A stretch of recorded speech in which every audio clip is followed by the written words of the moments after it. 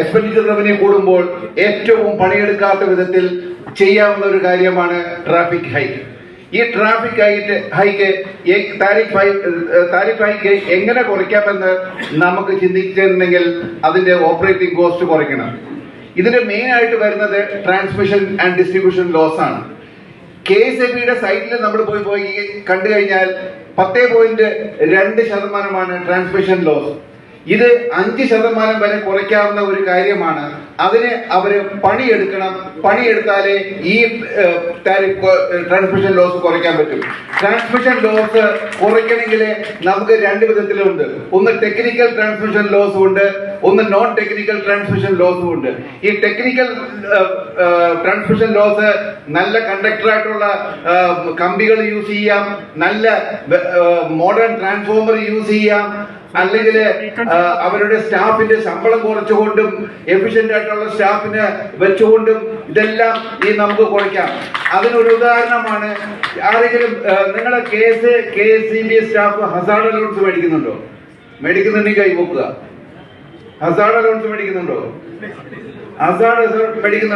മേടിക്കുന്നുണ്ടെന്നാണ്.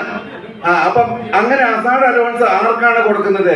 ഗ്രിഡില് കൈവച്ച് പണിയെടുക്കുന്ന ആൾക്കാർക്ക് മാത്രമേ ഹസാർഡ് അലവൻസ് കൊടുക്കാൻ പാടുള്ളൂ.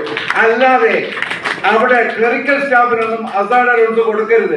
രണ്ട്, ഗ്രിഡില് കൈ തൊട്ട് പണിയെടുക്കുന്നത് അവിടുത്തെ കോൺട്രാക്ച്വൽ സ്റ്റാഫാണ്.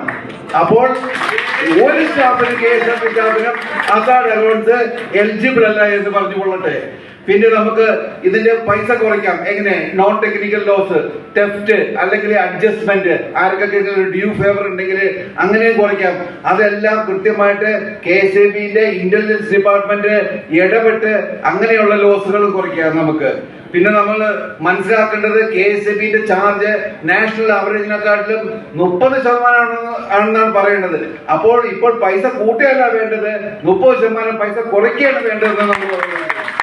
ഇനി നമുക്ക് അറിയാം, പറഞ്ഞതുപോലെ തന്നെ സോളാറിനെ പറ്റി സംസാരിച്ചു. ഞാൻ വേറെ വിധത്തിലാണ് സോളാറിനെ പറ്റി സംസാരിക്കാൻ ഇവിടെ ആഗ്രഹിക്കുന്നത്. സോളാറിന്റെ പൈസ റിവേഴ്സ് മീറ്റർ വെച്ച് കൊടുക്കുമ്പോൾ 2.90, 3.10 എന്ന റേറ്റിലാണ്. അതല്ല ചെയ്യേണ്ടത്.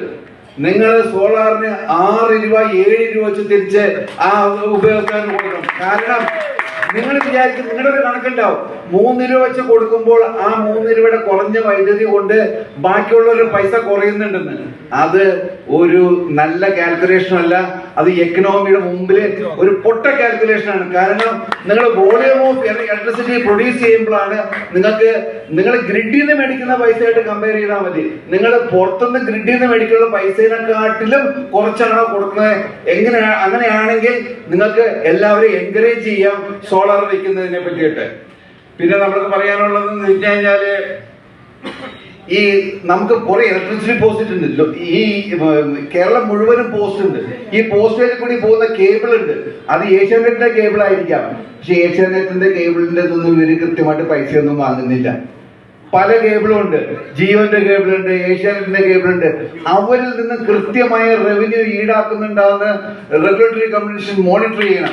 മാത്രമല്ല, ഈ പോസ്റ്റേല് അഡ്വർടൈസ്മെന്റ് കയറ്റി കഴിഞ്ഞാല് അഡീഷണൽ റവന്യൂ നമുക്ക് കിട്ടും. ഈ പല ബോർഡുകളൊക്കെ കാണും. ചില ആൾക്കാർക്ക് ശരിക്കും പറഞ്ഞാൽ KSABക്കാരുടെ ഉദ്യോഗസ്ഥരെ എടുത്ത് പറിച്ചു കളയണം. പക്ഷെ ഇവര് പറിച്ചു കളയില്ല. കാരണം അവിടെ ഉണ്ട് ഒരു അഡ്ജസ്റ്റ്മെന്റ്. അതുകൊണ്ടിട്ടാണ് അവർ പറിച്ചു കളയാത്തത്. പിന്നെ എനിക്ക് പറയാനുള്ളത്, ഈ പീക്ക് അവേഴ്സ് 6 to 10 പഴയ ഒരു കണക്കാണ്. നമ്മളൊക്കെ കൊച്ചുനാളില് ജീവിച്ചിരിക്കുമ്പോഴാണ് രാത്രി എല്ലാവരും ഉറങ്ങും, 6 മണിക്ക് ആൾക്കാർ ലൈറ്റ് ഇടും. അങ്ങനെ ഒരു പീക്ക് അവേഴ്സ് എന്ന് പറഞ്ഞിട്ട് ഇന്നത്തെ മോഡേൺ കേരളയിലൊന്നും ഇല്ല. എവറി അവേഴ്സ് ഇസ് പീക്ക് അവർ ആണ്. അത് നമ്മള് വെറുതെ KSABന്റെ തട്ടിപ്പാണ്. താരിഫ് കൂടുതൽ മേടിക്കാനുള്ള തട്ടിപ്പാണ് ഈ പീക്ക് അവേഴ്സ് എന്ന് പറഞ്ഞിരുന്നത്. ഞാൻ കൃത്യമായിട്ട് പറയുന്നു, എങ്ങനെ പൈസ കൂട്ടാമെന്നല്ല നിങ്ങൾ പഠിക്കേണ്ടത്, എങ്ങനെ പൈസ കുറയ്ക്കാമെന്നുള്ളത്. അതിന് നിങ്ങൾ വർക്ക് ചെയ്യണം. അതിനൊരു മോഡലാണ് ഞങ്ങൾ ഡൽഹിയിൽ കാണിച്ചേക്കുന്നത്. ആ മോഡല് നിങ്ങൾക്ക് വേണമെങ്കിൽ അത് വലിയ റോക്കറ്റ് സയൻസ് ഒന്നുമില്ല. ആത്മാർത്ഥതയും ദേശസ്നേഹവും ദേശഭക്തിയും ഉണ്ടെങ്കിൽ നിങ്ങൾക്കത് ആ പൈസ നിങ്ങൾക്ക് കുറച്ചെടുക്കാവുന്നതാണ്. അതുകൊണ്ട് ഞാൻ പറയുന്നു, 200 യൂണിറ്റ് വൈദ്യുതി വെറുതെ കൊടുക്കുമ്പോഴത്തേക്കും അത് വെറുതെ കൊടുക്കുന്നതല്ല. ആ പൈസ ഒരു സിറ്റിസൺ സേവ് ചെയ്യുമ്പോൾ അവൻ ആ കാശ് എടുത്ത് മാർക്കറ്റിലേക്ക് പമ്പ് ചെയ്യും.